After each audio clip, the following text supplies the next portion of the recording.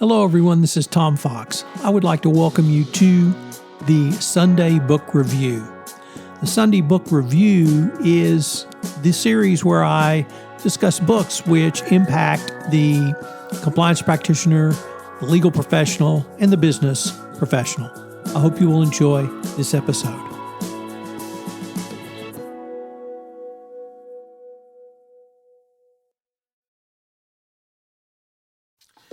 The North Star for every employer, manager, and HR professional is to create a supportive culture where the employees are empowered to reach their full potential. Now more than ever, that objective starts with Ginger, a comprehensive mental health system for employees. Right now, there is little that is more important than mental health in terms of getting the most out of employees. Ginger is reinventing mental health care to provide immediate and on-demand personalized support for your employees. Here's how it works. Ginger brings immediate, high-quality mental health support right from a smartphone.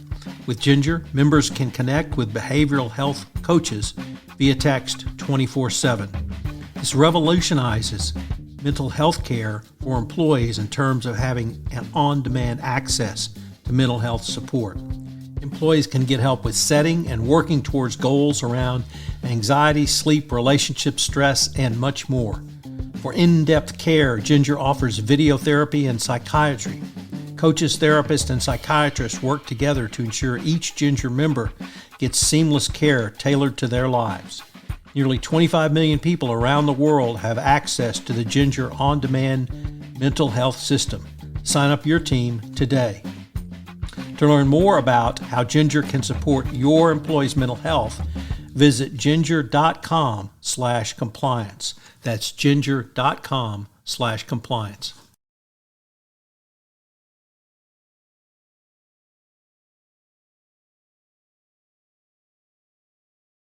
The Sunday Book Review for November 7, 2021, the Fathers and Daughters edition. And we begin with that story with some great books that detail father-daughter relationships in the context of murder mysteries. Obviously, we start with To Kill a Mockingbird. Atticus Finch has been called the idyllic father, and Scout, the bold, spunky narrator of the beloved classic, is equally lovable. It's hard not to root for the steadfast and ethical Atticus and his equally principled second grader.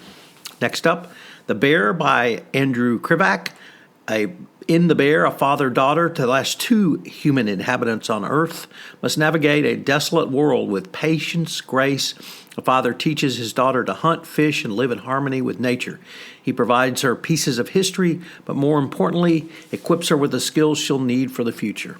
Gorgeously written, this book is heartbreaking, uplifting, and beautiful.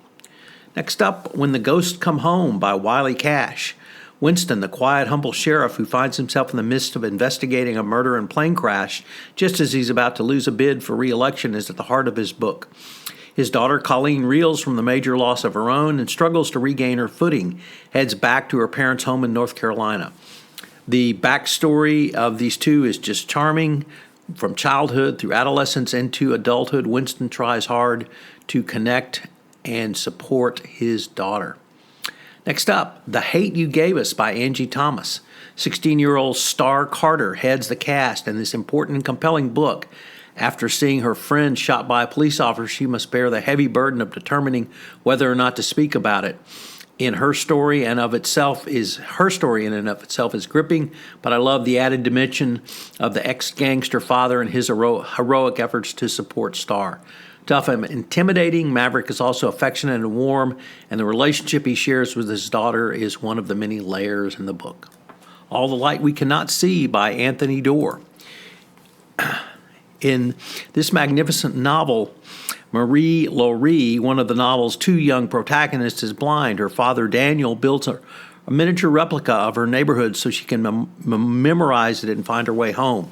When the Nazis invade Paris and two of them flee the city, Daniel describes everything that he sees, patiently detailing his observations to his daughter, who must learn to navigate an entirely new and terrifying landscape. Both Marie Laurie and her father are noble, brave, and likable, and the love between them is endearing. And finally, The 12 Lives of Samuel Hawley by Hannah Tinti. You will fall in love with a deeply flawed Hawley, his bright and brave daughter Lou, and their long and rocky path to trust and stability. The lake scene in the novel is one of the most memorable passages you will read. It's terrifying and heartbreaking all at once. Hannah Tinti knows how to make a reader's heart race, and this is certainly a classic that you should consider reading. These books came to us from the great online site Crime Reads. I hope you will check it out for more great books on crime. This is Tom Fox again. I'm excited to announce the premiere of a new podcast on the Compliance Podcast Network, Hidden Traffic, hosted by Gwen Hassan. In this podcast, Gwen takes a look at human trafficking, largely from the corporate perspective, which she has been advocating corporations do for quite some time. So check out Hidden Traffic on the Compliance Podcast Network. This month on The Compliance Life, I feature Wendy Badger.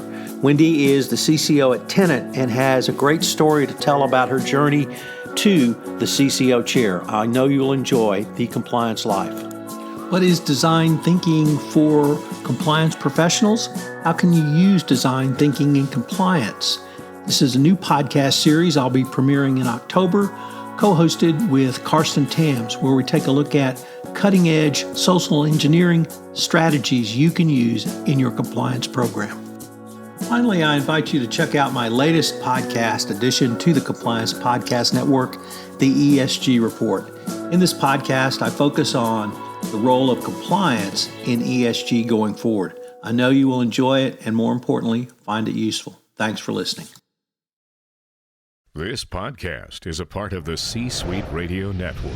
For more top business podcasts, visit c-suiteradio.com.